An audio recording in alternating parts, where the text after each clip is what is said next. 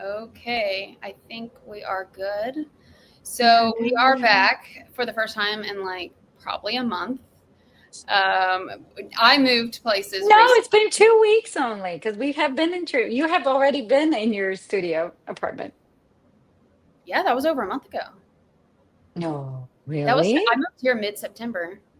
Oh, wow. Yeah. Well, so I take it back. Well, I was about to say last time I had just moved and now you just moved to consult in a new hotel. So Yes, it's been busy. Thanks to very everybody big. who stays interested in our very uh, asynchronous Yes. lives. So today, we want to talk about, as always, our topics end up with usually one of us texting the other something and being like, I'm not the only one, right? And this one started with, I texted Raquel. It's like, why is it so hard for people to hold their employees accountable? Yeah. I had just finished doing interviews in an organization where that was a major thing that was coming up. If they were like, there's nobody is being held accountable, it's really frustrating. And I was like, I've heard this everywhere I go, Yeah. everywhere. So what is the deal? Like, why, if this is such a prevalent theme, why haven't we figured this out? And I had a couple ideas, but then Raquel had like a lot of ideas. She was like, well, this. So if you want to, do you want to start with some of those? No, yeah, I was gonna say that I think that especially again, I always come from the hospitality background and what the industry that's the industry I've been forever. So that is definitely a topic that comes back often as to why nobody's being held accountable. And this is from all levels, right? So it's not just line associates, but it's also managers. Why is you know, the general manager not holding the other managers accountable? Why is nobody holding the general manager accountable? So there is a lack of accountability in general. And I even said something to you when we were texting. I said, why is it so hard for us to hold ourselves also accountable, right? So accountability in the general sense, I think it's hard.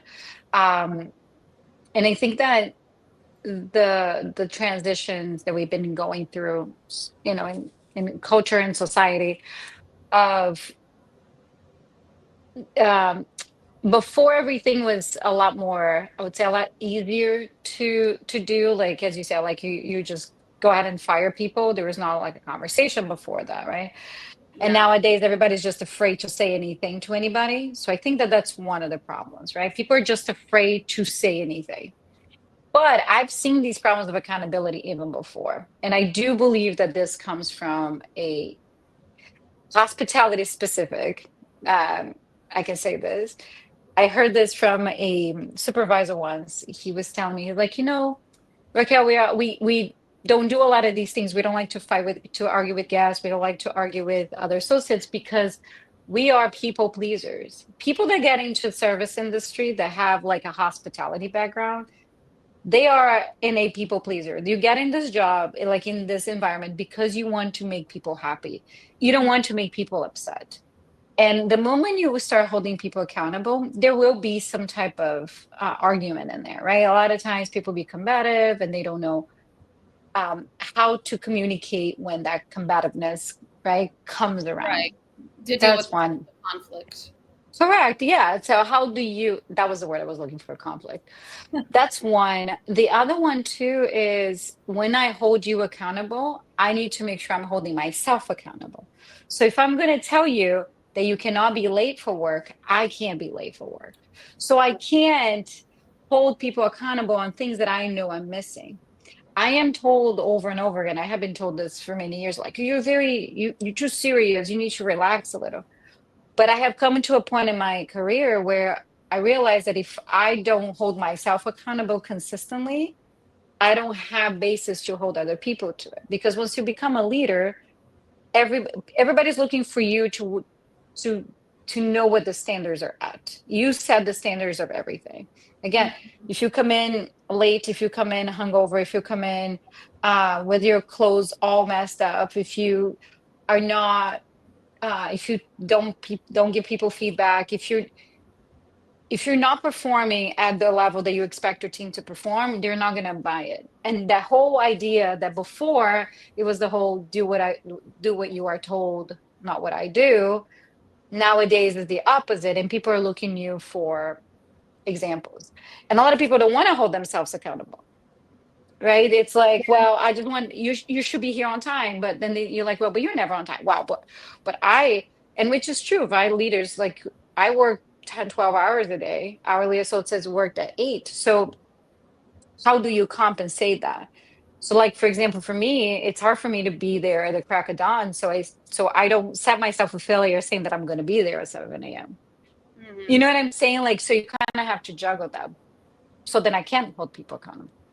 But a lot of times I think that those are the main things on like a human level that's why people don't do it. You know what I'm saying? I think part of what you're saying about like choosing what you hold people accountable for, like, you know, the mornings are hard for you. You've talked before on here about Yeah. disability and such. Um, I think something that even before I started the unwritten rules research, when I first started managing people or even teaching at universities, was, am I requiring them to do things just because that's the box I'm used to checking? Or Mm-hmm. am I requiring them to do things because this actually gets us to the goal? Yeah. And that can change, Mm-hmm. right? Depending on the goal. And so it requires like some frequent updating. But that is arguably good business. I mean, you update your KPIs because you want to continuously move forward, right? Mm-hmm. Um, but that takes more. It takes more mental bandwidth. It takes more energy. Yeah. It also, you have to actually know what you're doing. You have to Yeah. actually know what you're doing. And unfortunately, while there are many experienced qualified leaders, because we have a lot of shitty promotion systems that aren't evidence based, because a lot of unwritten rules Yeah, yeah, interfere yeah. with who gets promoted and those relationships. I mean, I have often been with a leader who didn't understand what my Yeah. team and I did. And there's nuance there, right? Because of course you also reach a certain level of expertise where you are the SME that is your part of the team, right? Like I've worked on. It's been a few years since I've had someone who had like my level of expertise in like IO psychology and data, but maybe they had a lot of project management experience or they knew the company really well or whatever. Like I often come in as like the external consultant and do my piece, and they may not have my deep expertise, but they know their organization, and that's still a value. Yeah. So you know, I want to say that there's nuance, yes, but to really hold someone accountable, you have to really know what they're doing. You have to really know what you need them to do.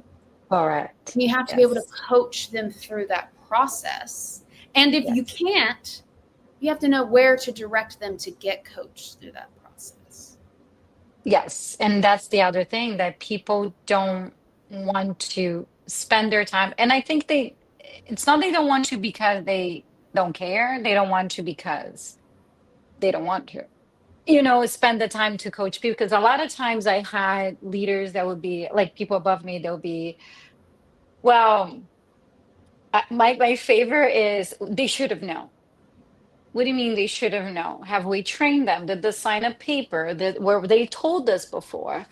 Clearly, there are things that are common sense, like you don't start fighting people. That's one of them, right? Like these are, you don't punch people in the face. Those are easy ones, right?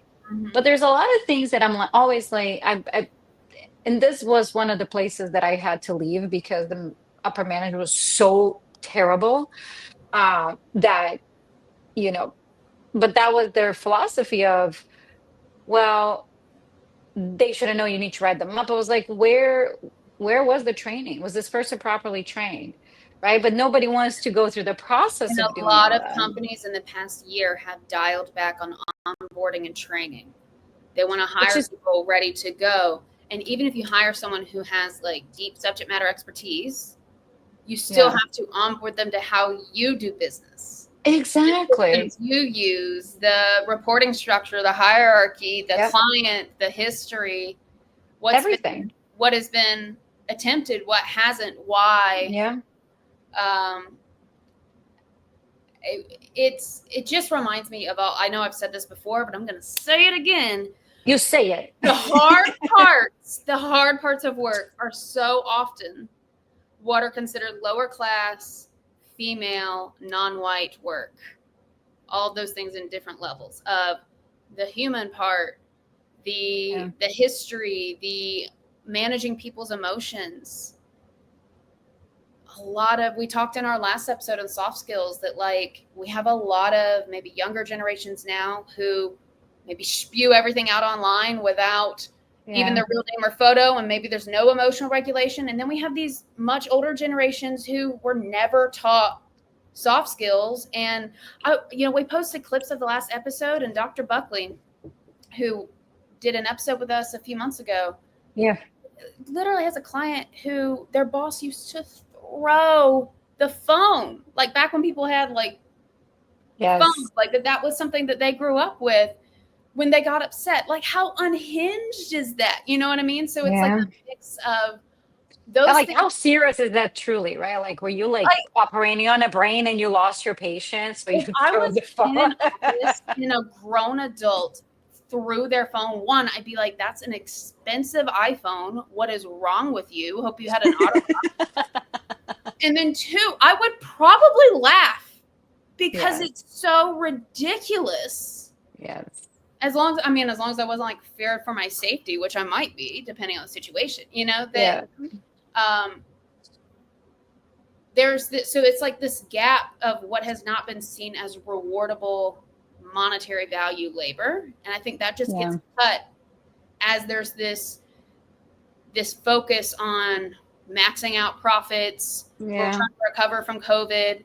That let's just get rid of the parts that actually make people function, right? Anybody can do that, right? Just do it. Yeah. And we have a comment that says, I had a boss that was forced to work from home because he threw a stapler at the wall. See, here's my thing. Why did we keep this person on the team? Like, why? Why? Can we see that this person is not fit to be a leader, regardless of the physical actions of throwing things? Like, I don't Also, understand. with how many people want to work from home with return to office right now, that would send the message to a lot of people of if you throw things, you get to go home. Right? My gosh, Yeah. I can't. But as we've But said, yeah, there are levels. It's not, well, some things are immediate termination, right? yeah, as I said, right? Like you don't start, but there is a level of common sense, right? Mhm. To, hey, again, right? Like I say again, but we didn't have this conversation live. Recorded. So I had to backtrack a bit. Um, but when you don't hold people accountable, right? Like when you just let people do anything and you're like, okay, so are you talking to them? Are you, a lot of times when I do these consulting jobs, I come in and I'm like, okay, so why are you not doing these things? Why are you not taking these steps? And a lot of times it's like, well, I just can't, or oh, it doesn't matter because, I was like, no, no, we need to have bases, right? Because I text this to you the other day. I say, I was just thinking about this, that when you don't hold anybody accountable, you are tailoring your your team, you're tailoring your job, not the job. What was it that I said? It's not tailor. You're tailoring the work environment to, or the culture, the company culture, towards the bad employees, the ones that are not performing, instead of the good ones. Because Yes. what you're doing is you're telling them, like, I'm not going to hold anybody accountable because I don't want to deal with the the argument. I don't want to deal with having to train you. I don't want to spend my time. So what you do is you catering to them instead of catering to the Lower people the that are bar of performing. performance. Yeah. I had, go ahead. And that's when no, I was gonna say, and that is when your good employees leave. A lot of people ask, like, why are they leaving? Is it more money? Like, no, it's probably because you're not whole. If they're doing everything by the book, but they're getting more work because the underperformers and the people that are just slacking or doing nothing all day or just not caring, they're getting away with murder. Not technically, but yes, because we're talking about Well, punching people. and So it's it can be way more than slacking. It can also be they don't get rid yeah. of the bully. And that Yes. I made a TikTok. Especially for their leadership positions. Yes, I made yes. a TikTok months ago. I'll need to find it where there is an institute. It's not the Workplace Bullying Institute, but it's another one that calculated like the millions, hundreds of thousands to millions of dollars estimated that companies lose for one workplace bully in turnover, loss of productivity, etc. Yeah. And they just don't get rid of that person. So it can be things like, yeah, you have the slacker, but it can also be things like the toxic person. So Yes. I used to work somewhere a while ago that would fire usually the people of color for minuscule things. I mean minuscule, or would make things up. Like it would be things like they dug up dirt from Mm. years ago before you ever worked there. It Yeah. would be like if that was a really big deal or obvious, you would have found that in the hiring or the background investigation, Yeah. right? It would be the most Yeah. random thing. But there was one woman in particular who could do no wrong, and she was an idiot. She was an idiot. Like the number of times I caught her plagiarizing wasn't like it was a repeat offense that she would try to deliver things to clients that she had just copied from the internet. That's And pretty bad. I was And like, I'm sure she was making a big like she was making good amount of money too, right? I mean, I don't know her salary, but it was the lawsuit that could cause Yeah. would be more than her salary for sure. Oh, 100%, yeah, but yeah. Not just that, the hell that it was to have to collaborate with her when she didn't know what she was doing. It would be more work for everyone else to have to not plagiarize and come up with something else, screw up all the timelines. Like we just couldn't trust her with anything. And they just wouldn't get rid of her. So I've just been in places that have both the one small misstep and you're done, and Yeah. but we have our golden team. But I Yeah, that's true. No, no, I'm just saying because I've seen, as you're saying this, I'm thinking about all the times that I've seen that happening too. and it's usually because I have an interpersonal relationship with someone high up, right? And so I was thinking about this, and I was probably inspired by what you said over text because I had also written down here when I was just thinking this morning about like what are we going to talk about, and I had written down that you can't hold people accountable when you don't set clear expectations. And unwritten Hmm. rules have a lot of unclear expectations, right? One Yes. of the biggest ones that I talk about is indirect communication. That is very Yeah. difficult for most people to understand, Yeah. especially if you're neurodivergent, especially if you're working class, etc. But if you only focus on the unwritten rules and not the actual work being done, you can miss both mitigating negative performance Hmm. and rewarding good performance, both of which are problematic. And then this reminded me of you, I wrote down, because if you only reward unwritten rules and cultural alignment, then you reward mediocre work all the time. Yeah. Which is true. Yeah. Because it doesn't matter what the work is if the real measure is I'm the same class as you, Yeah. or I'm also neurotypical, or I also come from old money white family, Yeah. or boys talk. Let's go to the golf course, Yeah. right? Um, and this episode just ties really strongly to our last one on soft skills because a lot of it comes down to do you know how to Yeah. have conversations with people that Yeah. are uncomfortable? And I'll say, like, it took it, I didn't either, right? Like, I didn't know, I said this many times here that for my personality and my cultural background, it's just, I'm a very direct person, right? So um, I just feel like information, and because I'm neurodivergent, right? So like information has to come in one way because I don't absorb information if there's too many things around it, right? So because I can get lost. I think we have, all women and men here have at some point misinterpreted a text message Oh because there's too much being said, like in a personal relationship, or like what does, men complain that women are too complicated because we never say what we're thinking, right? Like, well, the whole thing about like, are you mad? And you're like, no, expecting them to read our minds.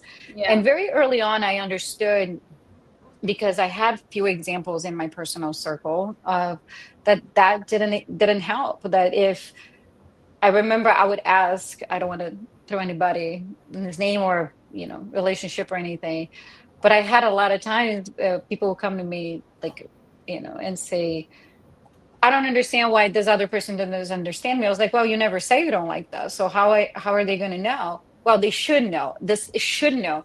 And I remember and I'm talking about being a kid, and that had always bothered me because I'm like, in my childhood brain, like my child brain would think like, well, how would they know? Like they can't guess what you're thinking. you're not So Heinrich. so I developed this thing where I always tell people what I'm thinking and how I'm feeling and how I'm thinking it through. Like, so what the expectation is of you. Um, this I can say because it's personal, and so it's fine. But I had I used to be married, and I remember we were doing couples therapy, and the therapist said, well, she's literally telling you for the past, I don't know how long, what she's needing. And you're still not meeting those expectations. You're still not doing anything about it, but she's literally telling you, because he would repeat it like, yeah, she said that she needed this and that. And he's like, well, so if you want to, why? And these are not, I'm not talking about like, oh, I need him to do what, it was just basic stuff, right? What I needed to be in that relationship. And that caught me by surprise, that the therapist turned to him and be like, she's Told you. telling you, like she's been telling you for a while. But I think, and I don't even blame my ex-husband, right? Because I think that people are just not used to people telling the truth and being upfront about what it is. It is that simple, right? Like me telling you, let's say, I think mine and your relationship works because we are very upfront, right? We both understand where we're coming from. I text her like, I am sorry, I can't do this. My anxiety is through the roof today. I can't do it. And you're like, I got it. That's fine. Instead of me telling like, oh, I'm sorry, like I got caught up. I never lied to you why I Mhm. can't do something, right? Like, oh my God, I forgot to do that. I'm so sorry. Like, I'm not gonna lie to you and be like, hey, oh yeah, something came up. No, nothing came up. I forgot. I'm a human being. I forgot, right? Made a mistake. It's Yeah. true. And I think people are not used to that. So Mhm. um people can interpret me in very different way. Like, first of all, why is she telling me these things, right? But I had a boss at one time, he's like, Raquel, I think one of my favorite things about you is the fact that I always know what you're thinking. It's like it's just so easy to deal with you because even though you're angry, I know you're angry. Like, I don't need to walk around. You need to walk on eggshells around you. I know what you're thinking. I know when you're frustrated. And that gives me the opportunity to either help you or allow you some free time to like recover, right? Like, or Did he tell your ex husband this? I know, right? You should have. But just see, like, I think that that's the thing. So, and all to say that, like, when I started in leadership, Mhm. my delivery was very abrupt because I would tell people, I laughed because it was terrible. Like, looking back, it was horrible. This one person, nobody was telling her why she was not getting promoted. And they just kept telling us like, well, it's not time, but nobody was giving her an answer. And I started a weekend, she started asking me like, I want to be promoted, I want this, I want that. It wasn't even a promotion, she just wanted to move departments. And then my boss was like, well, you need to talk to her. I was like, I don't know this person, I just met her, right? And I sat down and she's like crying because, oh, I am upset because I want to move. I don't want this department anymore.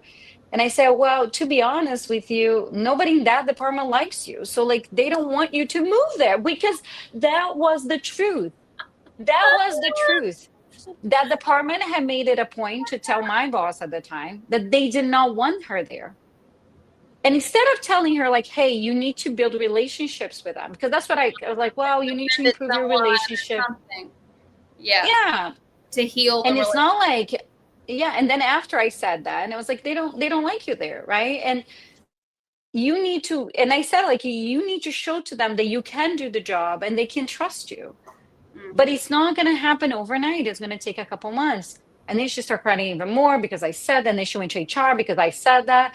And I'm like, but listen, nobody's being truthful to this person. I am.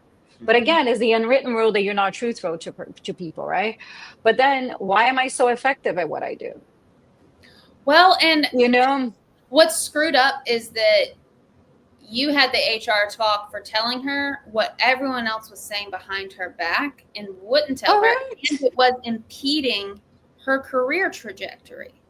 Yes. And that the So it's all, person who might be blocking her transition didn't like her. Was that for legitimate reasons or was that for biased yeah, reasons? Like, because she, you'd no, no, investigate. it was a legit reason because she kept messing things up. But like, are we telling her that? Are we telling her that she's messing things up? Are we telling her that she needs to better her tone when she's talking to them?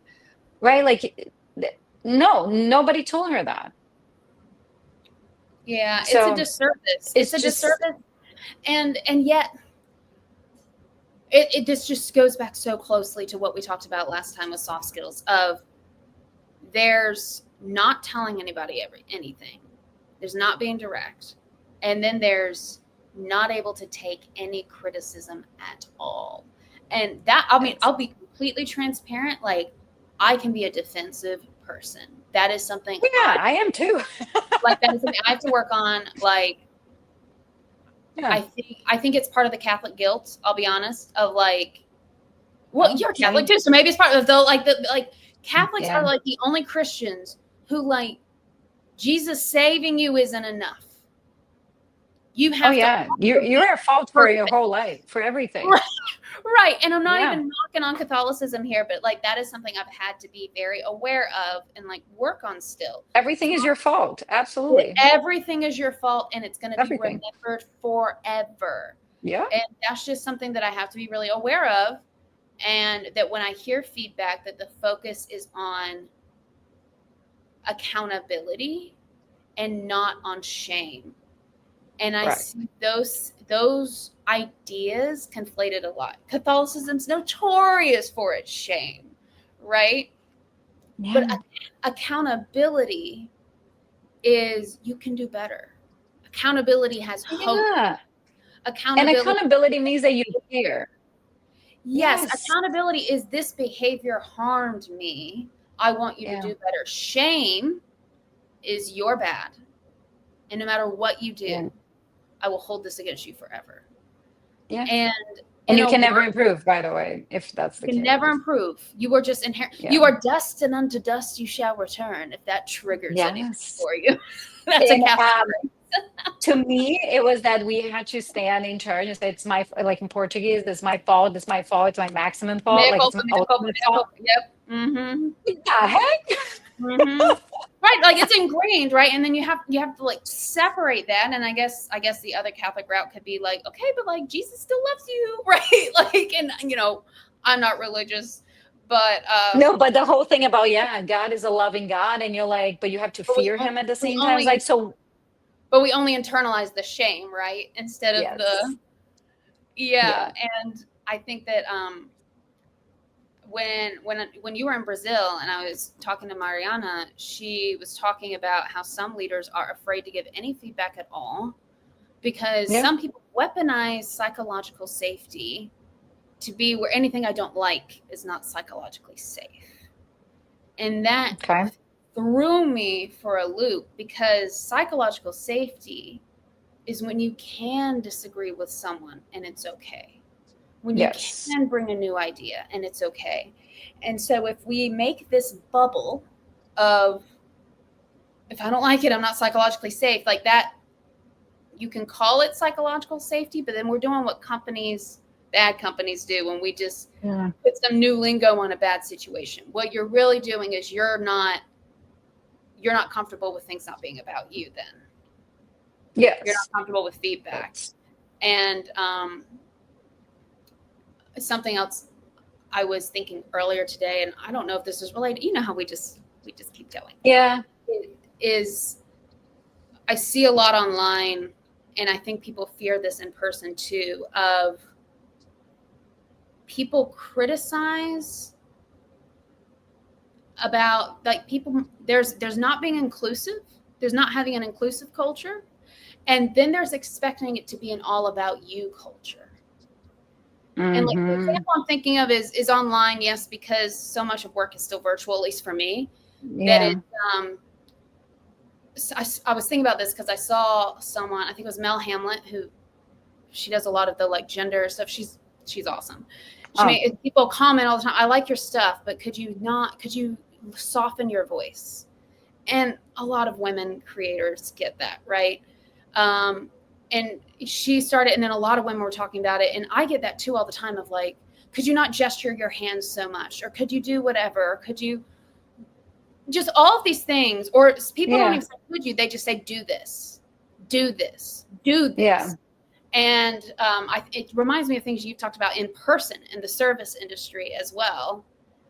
And there's a difference between an inclusive environment and the, do you think I'm on this platform of millions of people specifically to cater to you? Yeah. And if you don't like it, you don't have to follow me. Yeah. And I can just see that you've talked about in person with people not understanding checkout or check-in times and all of that. And they're inclusive of all of us also means that you are kind to the human being that you're interacting with.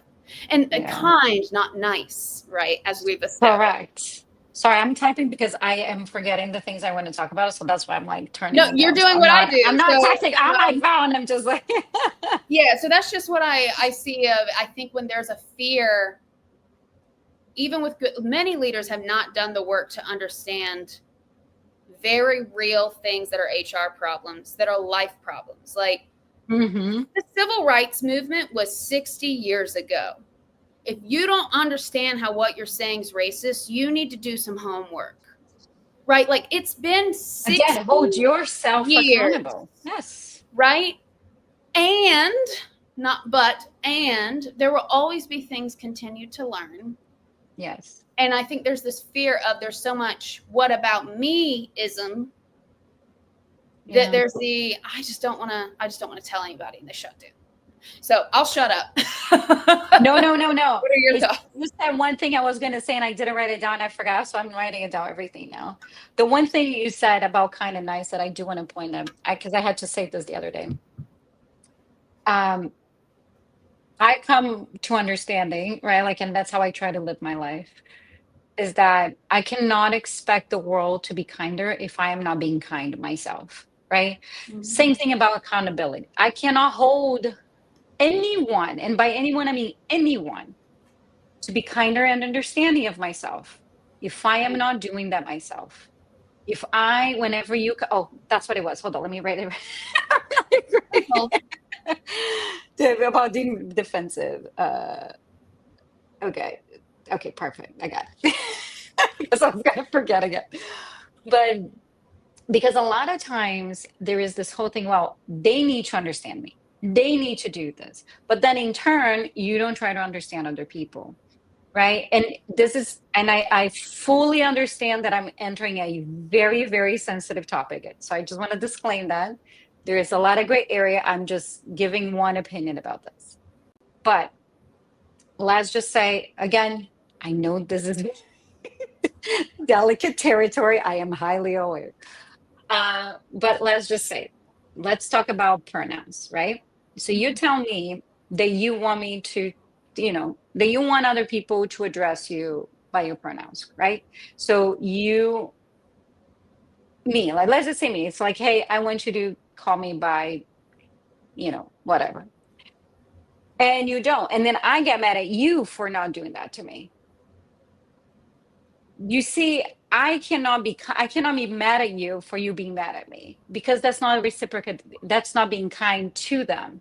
And again, I know this is this is a very delicate topic, but the idea is that I cannot expect kindness if I am not providing, if I'm not giving it myself. I cannot expect a kind of world if I am not being kind to other people. And by other people, I mean anybody, even those who are unkind to me. And not to get, because we talked about religion and not talking about that, but the teachings of any religion is exactly that. The teachings of any spiritual practice is that it doesn't matter, right? Like, if you believe in the story of Jesus, if you believe, just going to go around like, wow, you threw me this, so I want to screw you over. No, it's always like, yeah, you did that because you're a human being, right? And The the whole thing. turn the other cheek would be the Yeah. Christian. And it's like, it doesn't excuse what they are doing. It doesn't make what they're doing right. But it doesn't give me the right to expect them to be kind to me if I cannot be kind to them. So it's a thing, again, it's a whole concept that needs to be understood. It's not like a 2 minute conversation, oh, like this. But it's a principle that um if you if you try every day to be as kind as possible, not nice, as we talked about before, but Mm-hmm. kind. Hey, I get that you're having a bad day, right? Like, again, that doesn't mean that you can yell at me. That it doesn't mean that you're not going to have a bad days. We're not perfect. We're not. But this is the thing that I think that we as a humanity need to start to striving for, right? I think this is very clear. Again, I do know this is very polarizing. I do know this. But during um, the elections, right? The people, both anytime somebody loses, they get mad at the ones that won. But how do you expect people to accept you if you're not accepting of them? Do you see what I'm saying? Like, there is a place in the world for everybody to exist. And I do know I'm talking about an utopian world. I understand that. Like, I'm not naive. But there needs to be a place for everybody to coexist. Right. So I respect your opinion just as much as I expect you to respect mine. But most people, they're saying, you don't respect me, is because that person's not even respecting the other person's opinion, whatever antiquated, whatever hurtful that is, but it's still their opinion. You know what I'm saying? I know what you're saying. So this is something that I've been wrestling with I mean, always, but post election is very salient. Is because that everybody knows I have very different political beliefs than a lot of my family. Yeah. And I also realize that I'm saying this to you as like an immigrant Latina, neurodivergent. So like my qualifier being it's different if people like if you would be unsafe, right? If they don't think your identity Yeah. is valid, then that might be a reason you might not be literally safe around them. Yeah. And I'm saying that more for the audience. I know you have much more safety concerns in the current climate than I do. Yeah. I think for me, what I'm worried about and what I try to do is I made a video right after the election on where I was like, I'm not cutting people off because there's a lot of that going on right now, people cutting people off.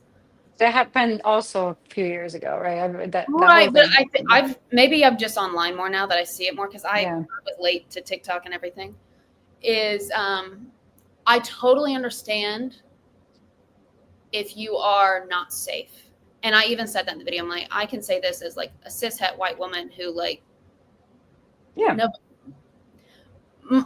My biggest threat is uh, violence from usually other white men because that's who I'm usually Yeah. around to do neighborhood segregation, family, etc. Um, but what I worry about is because of my privilege, if I do not keep communication open, how will we ever learn?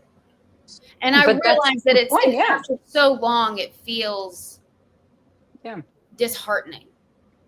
But these things, it does take time. And I do see those Hmm. little glimmers of progress. Like there are people in my family who I'm like, there's never going to progress. And it's not just in politics that they don't progress. They Yeah. don't really do anything new. Like this is who they are. And Yeah. then there's also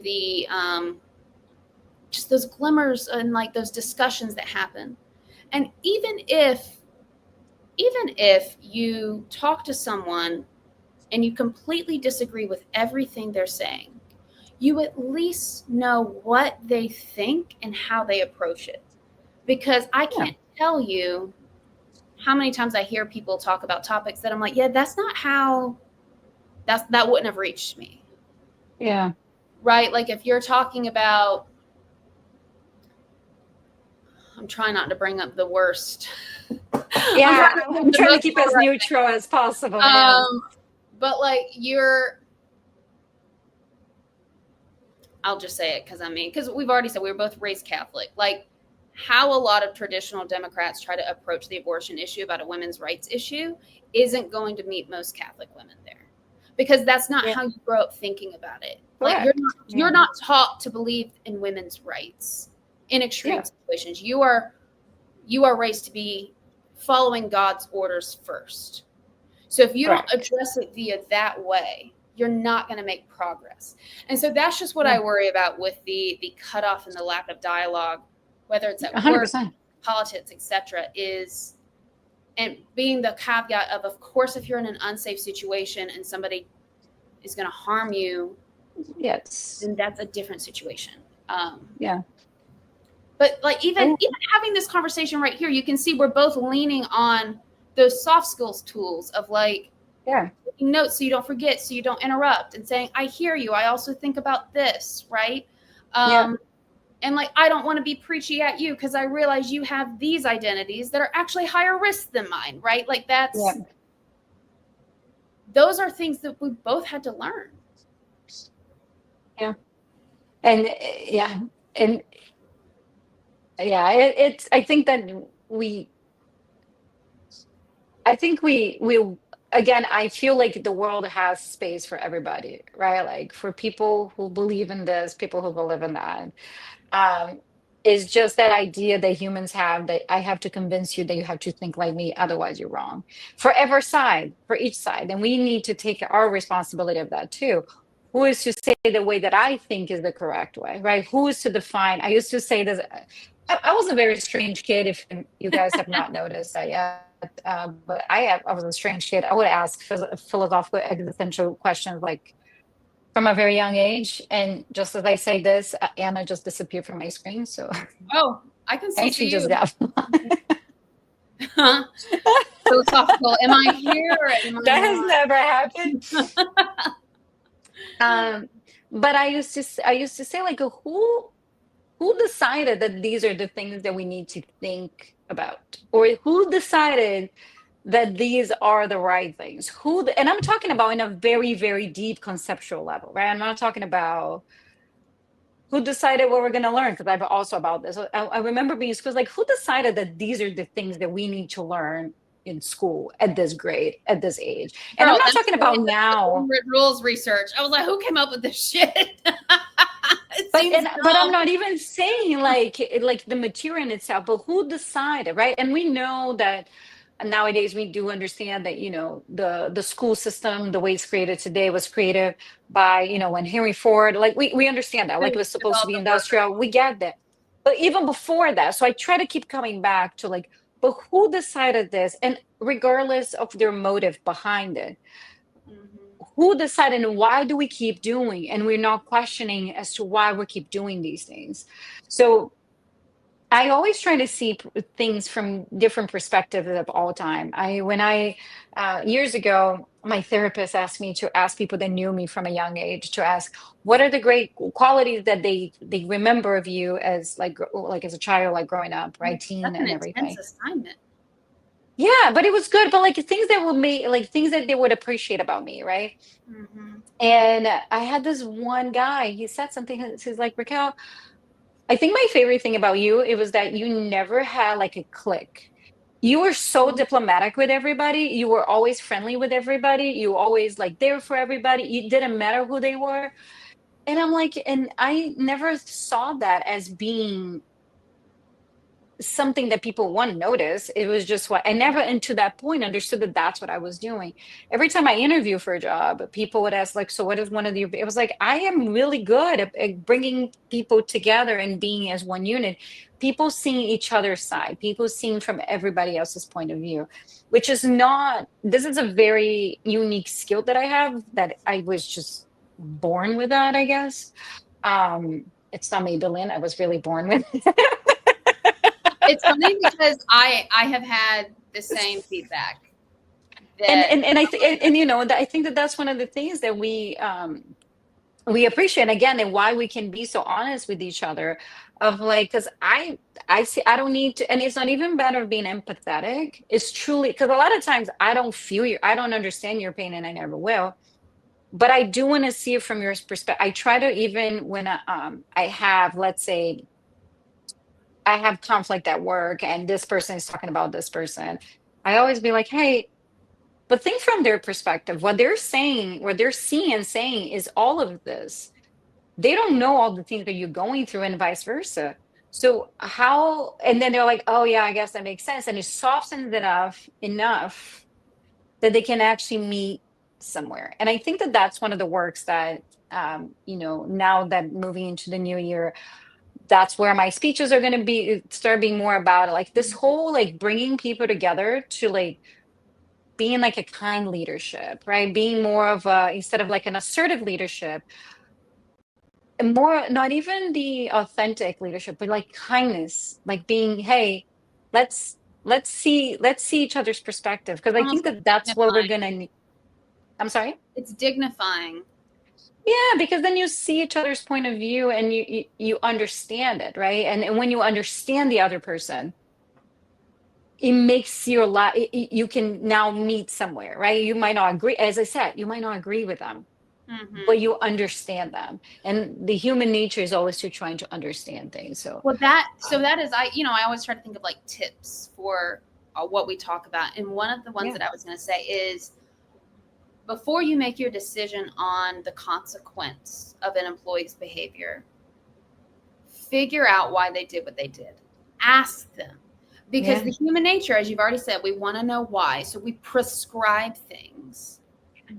We need to ask them why, because we can write a story in our head of how they did this out of this malicious intent, and because they were yeah, trying to stab us in the back and da da da da da. And really, they could have just not known. Or maybe they yeah, didn't do it because their kid was sick, right? Like it yeah, could have been, or somebody else could have told them something different. Maybe you're the yeah, manager, but the client said no, and then the client yeah, didn't tell you. Like you just don't know. So I would say, before you make the punishment decision, find out the intent, because that in itself is a coaching opportunity for, yeah, okay, you had this information and because of that you made this decision. I don't agree with that. I would have done this. yeah, But intent does not equal effect. I say that all the time with, that's a white people excuse for a lot of things, right? Like, I didn't mean to be racist, right? It's the oppressor excuse for men. I didn't yeah, mean to be sick. I didn't mean to. yeah, yeah, So figure out what the intent is. I think the intent does matter, but still discuss the effect, right? yeah. Like, this is what happened. You made this decision because of this. I can hear your reasoning, but do you see the impact this happened? It's a conversation, but do you see, exactly? But And so you see, because like this this is what happened, happens because yes, because this happened, next yes, time, how could, and you don't even have to tell them, walk them through, coach them. People yes, remember more when you ask them questions. So to yeah, to not have this impact, what would you do differently if this happened again? yeah, And if they never get to it, then okay, maybe they need a little more spoon feeding, especially if they're like entry level, or even if they've had a yes, career change, and that's okay. yeah. You know. And having exactly that understanding of like, let's work on this together, right? Mhm. Um, hold on. Oh yeah, so sorry, because I was gonna forget this other one. The other one I was gonna say is that, if you don't set the expectations, how do they know if they're meeting them? In a sense of like, and how do they know where the bar is, so they can either, we can hold them accountable for to overperform or underperform and then go from there.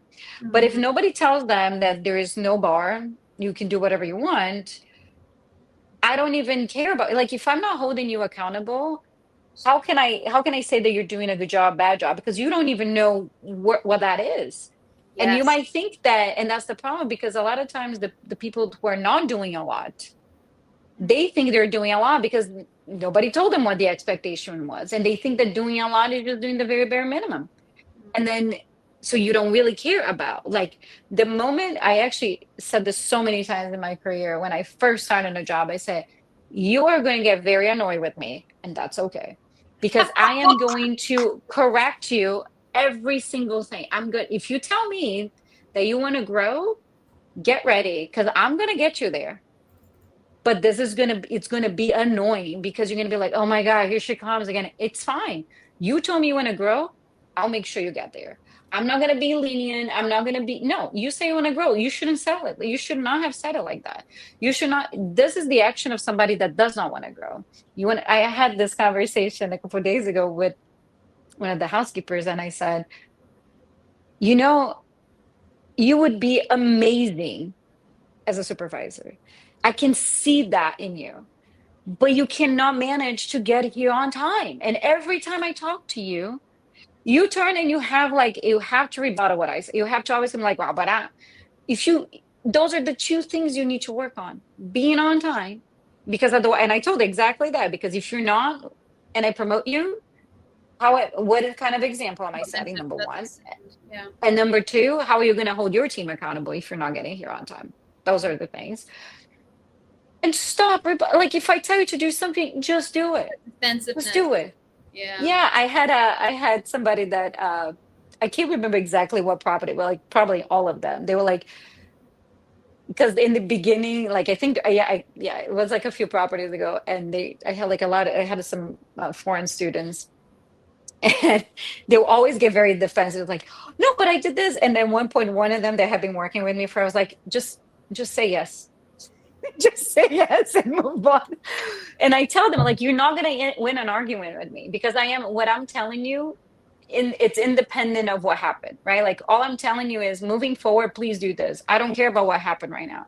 Just do Hmm. this moving forward, right? I know why you did it, because I was paying attention. I am very good at, as understanding the situation. And then they stopped, and then their life gets easier too. Like, just stop arguing with me, because they get defensive. And when you said that before about the Catholic guilt, I wrote it down, because as you were saying this, I was thinking, because I'm always very defensive to, even to today, when people give me, screw this whole thing about constructive criticism, like negative criticism, because that's what it is, right? When people give you that you didn't do something right, that's negative, and we don't like that. There's something about being always a high performer, right? So growing up, I was good at all of these things. And the moment you get a negative feedback, it's a personal attack. And it's shocking. And it's shocking. And it's like a personal attack. If you feel that they're saying that you are bad, not that they actually, even if they tell you, hey, Mhm. this behavior, or this, maybe you shouldn't do it like this, you still attach that to who you are, because your high performance, it's who you are. So when they attack this something you didn't do right, it's a personal attack. So for all the high performers out there, if you're very defensive, that is why you feel and the thing is, try to, when you feel the defensiveness, because it's going to be very hard for you to not feel like that, understand that that's what it is. It's like, oh, I feel like this because I'm feeling threatened as a person, as the identity of who I am. I am not that. So therefore, that's fine. That's Like, kind of like, accountability, not shame. yes, Mhm. correct. So, It's, oh, go ahead. no, no, I was going to say, so those are the things that I wanted to say. That's all. I like what you said about you're not going to like me, but I'm going to make you better. Because something that I'm surprised we didn't get into, but that's a very real thing here, is you had mentioned over text that a lot of managers and leaders want to be liked and not necessarily Yeah. hold accountable. I think that's especially salient for women because we are expected to be agreeable. Actually, I have seen lot more men that do that, Really, that want to be, oh, the I'm the cool nice guy. one. How many Well, times did I but come in? they still delegate it often to the women of like, I was gonna say, oftentimes I will be like the back cop, and I'm like, right. no, we're not playing this game. Like, nope. But I think that goes with the same stereotype of like women are expected to be likable, and it's so easy to lose it.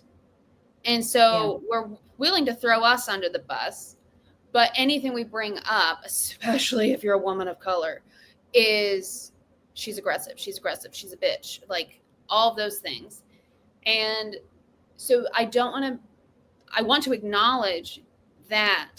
And then, as we have also talked in here about, um, like we said, unlearning that defensiveness and trying to figure out where that comes from, and that you and I both talked about, like the Catholic guilt is, it's at least part of it for Yeah. me. Um, Something that I'm still unpacking is what tells me that I have to be likable. And part of that is just cultural gender norms. Oh yeah. Um, Yeah. and but that's worth sitting and unpacking, and knowing, what do I need to be liked for? Do I need to be liked as a pushover, or do I need to be liked as a competent person that has boundaries and takes good care of my team? Yeah. You're not going to cross those boundaries without some appropriate level conversations and repercussions. Yeah. And I Uh, think that that's what I think that's exactly what it is how you want to be liked. Because a lot of mhm. people think that to be liked, it's only in the friend zone, right? Like, oh, I want to be friends, I want to be buddies with everybody. First of all, people don't like managers like that. You don't, because nobody You're not wants a my friend. leader. Yeah. They don't want leaders, they're their buddies. They want leaders that leads them. And that's how they're gonna like you. They're gonna like you as a leader. You don't need to be friends with them. And that means that sometimes they're gonna disagree with you, and that's okay. But as Mm-hmm. long as you are the leader and you are actually leading them, then you're fine. And And again, that that's goes back to being the difference between leader and manager. Manager is just there, and a leader is actually taking action and making and helping people and leading a team and leading the company and just moving forward. something I have only learned like in recent years at this point in my life is when I proceed with the very, I need you to like me, whether it's with friends, professionally, or whatever, so many boundaries are crossed that by the time I Yeah. realize it, I'm fed up with this person. Yeah. And if I had more pause on, if I realized, if I started treating my women friendships like I treat men when I'm dating, like with more boundaries, Yeah.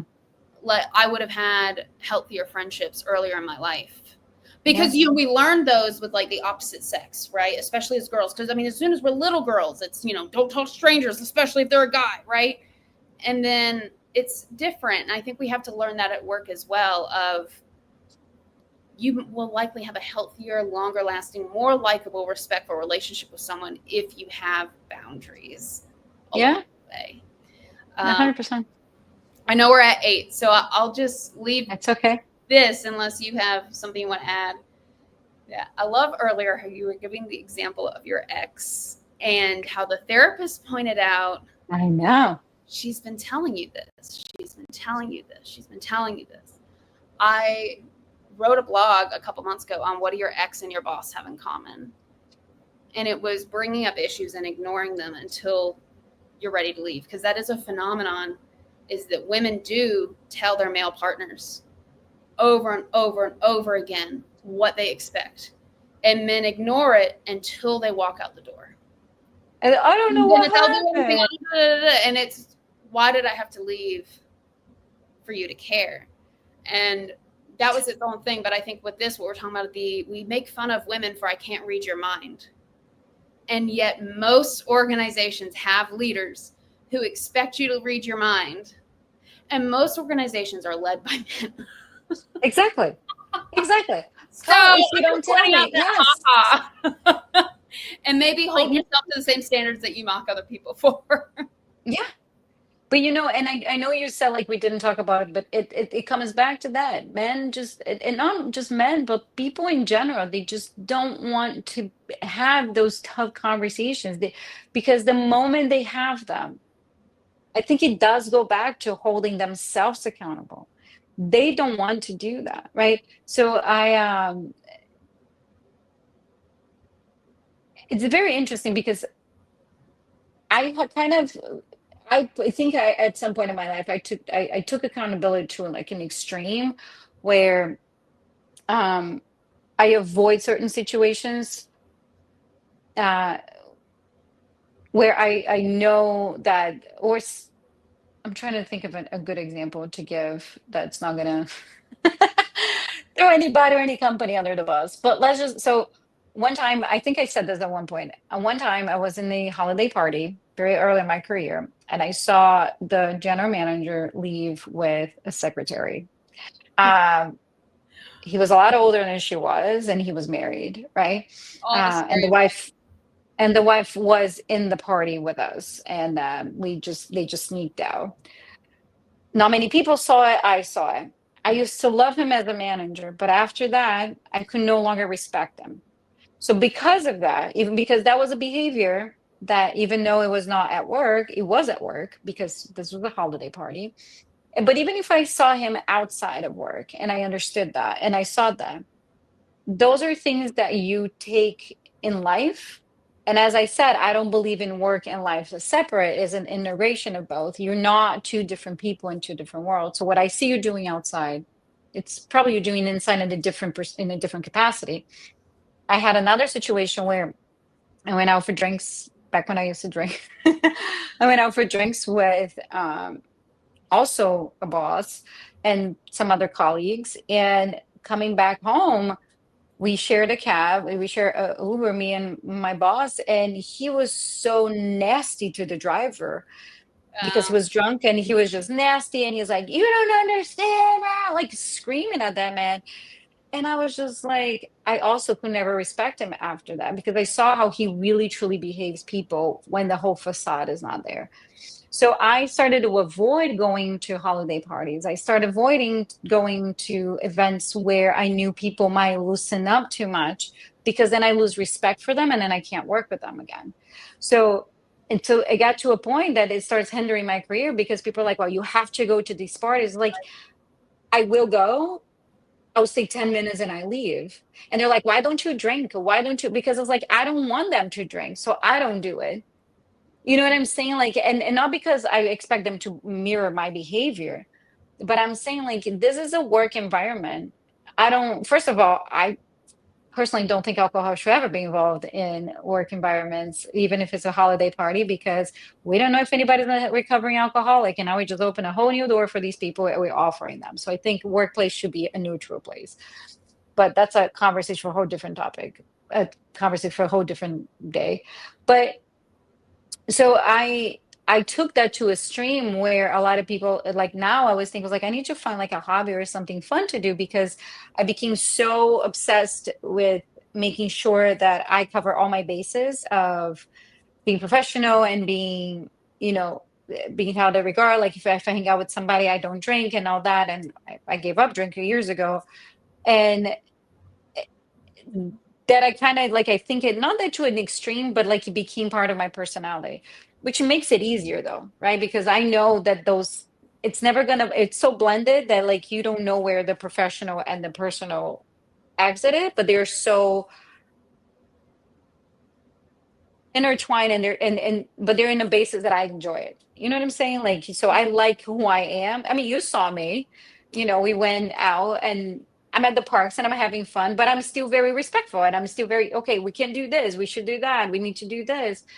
So I think that I kind of like I just embrace the whole aspect of being a full person in and out of work, if that makes sense.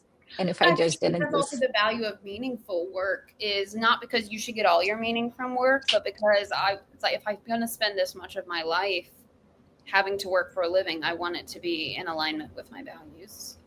yeah. So, So all right. well, per usual, here we are, over an hour I don't later. think I think we should make it an hour and a half so we can be like, yay, we finished early this time. We finished Setting early. the standard. We're setting the standards. Yay. Ahead. Well, thanks to we had a couple comments. I replied to a couple Oh, of them on nice. Instagram. Thanks to everybody who listened and to the followers on YouTube who will see this after. Um, let us know if there's another topic you want us to cover, Yes. and we will let you know the next time we can have a date where we're both And available. we're in the same time zone for the first time ever, which is True. interesting. But um we'll try to make this a little bit more consistent back. So Yes. All right. Have a good night, everybody. Nice.